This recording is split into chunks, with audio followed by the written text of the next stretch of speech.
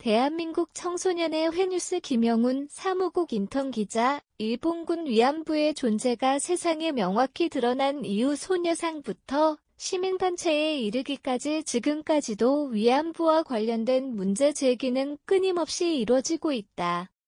특히 지난 2023년 10월 26일 2017도 18,697대 법원이 박유아 세종대학교 명예교수의 저서 제국의 위안부와 관련된 명예훼손 공소사실을 최종 무죄로 판결하며 대법원의 판결에 대한 의견이 상충하고 있다.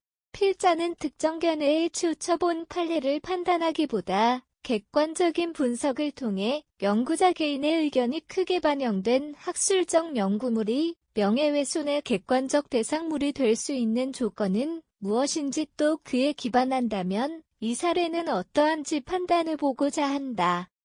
형법 307조 명예훼손 1. 공연히 사실을 적시하여 사람의 명예를 훼손한 자는 2년 이하의 징역이나 금고 또는 500만 원 이하의 벌금에 처한다.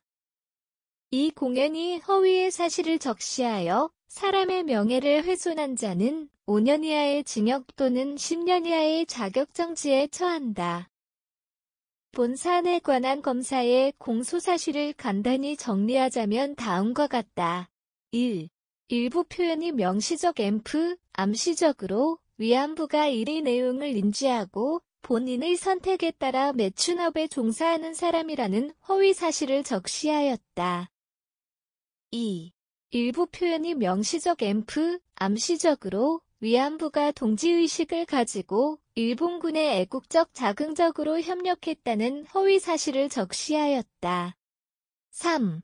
일부 표현이 명시적 암시적으로 강제연행은 없었으며 있었다 하더라도 공적으로 일본군에 의한 동원은 없었다며 허위 사실을 적시하였다. 4. 조선인 일본군 위안부라는 표현은 특정 가능하다. 대법원은 다음의 판단 근거를 주로 하여 이 사안을 무죄로 판단했다. 판단 근거, 헌법 제22조 모든 국민은 학문과 예술의 자유를 가진다. 1.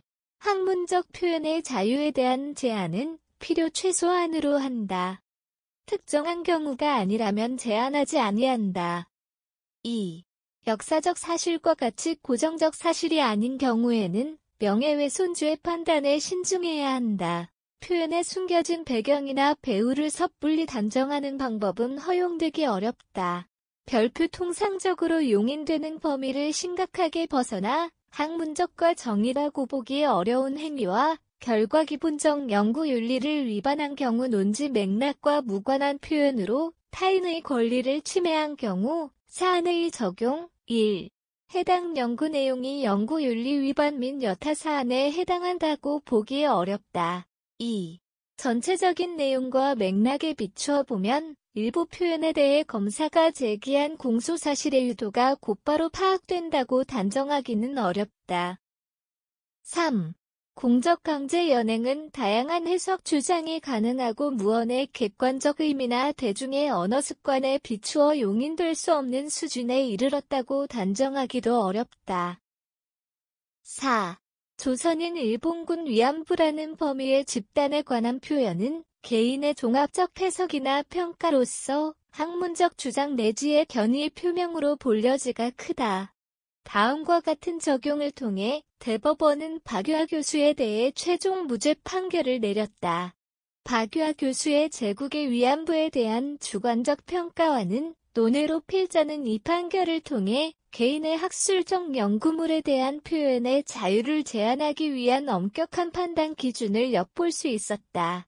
이 판례를 통해 표출된 학술적 연구물에 대한 표현의 자유를 제한하기 위한 조건은 다음과 같다. 1. 연구윤리 및 여타 사안에 해당할 것, 통상 사회윤리에 반할 것. 2. 표현을 구체적으로 해석하여 단정될 수 있는 수준으로 확정될 것. 3. 단정적인 해석이 가능하고 대중의 언어 습관에도 위배될 것. 4. 표현이 특정한 집단이나 개별적 사안에 한정될 것. 필자의 생각으로는 이 네 가지 사안을 만족하는 경우가 되려면 그 연구물을 접하는 독자의 입장으로서 해당 표현이 일방적 비방이라고 단정될 정도여야만 제한 및 처벌이 가능할 것 같다는 생각이 든다.